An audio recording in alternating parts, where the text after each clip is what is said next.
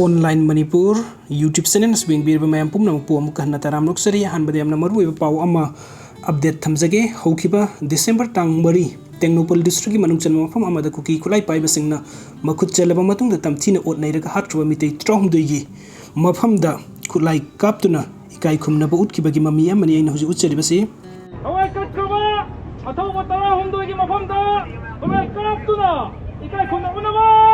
हिबम अदुगा मथंग update असना मितै cookie की इरंग सेंट्रल लेंगाक लोइसिनगे खंद्रबरा सहिसिगी मे हुमदगी कुकी मितै गी युम मई थाबा लोइना मितै द नोंमै कापसिनदुना लांदाबा होरकपदगी लैरगलिबा मितै कुकी की इरंग थानी पान सुरकदरो फावबा करमना लोइसिनगनी हाइबा खंगदबगी फिवमदा अदुमक लैरि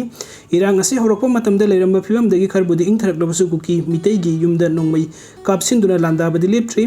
इरंग असी कलिंगै मितै गा कुकी गा उनबा यादबा कुकी ना खुंदाबा मफमदा मितै अमता संगबा ngamdaba होरकपा मोरे चुराचानपुर कांगपोकपनि सिंगबा मफम सिंगदा खुंदादुना लैबा मितै सिंगी मयुम मकै मै थादोक्तुना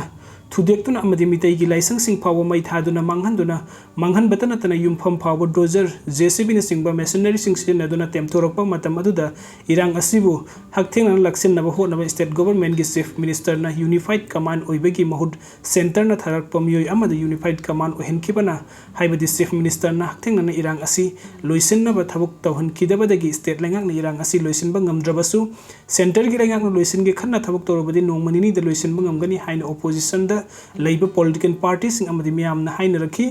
अदुबु इरंग असि लोइसिनबा सेंटर की लेंगाकना होना बिरक्तबता नतना पार्लियामेंट मिफम फावबा इरंग असि की मतंग द खन्नखिदे मसिदसु नतना प्राइम मिनिस्टर ने इरंग असि की मतंग द वा फावबा ngankhide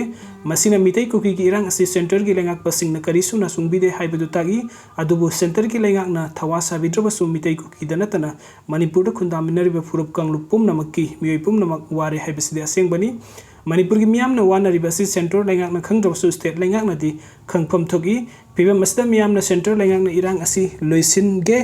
खलबदि अतेनबा मतमदा लोइसिनबा ngamgani हाइनरिबा असिगी वहनथोक लैगनी वहनथोक अदु स्टेट लेंगाकना खंगना इरंग असि लोइसिननबा सेंटर दा तकनबा चंगी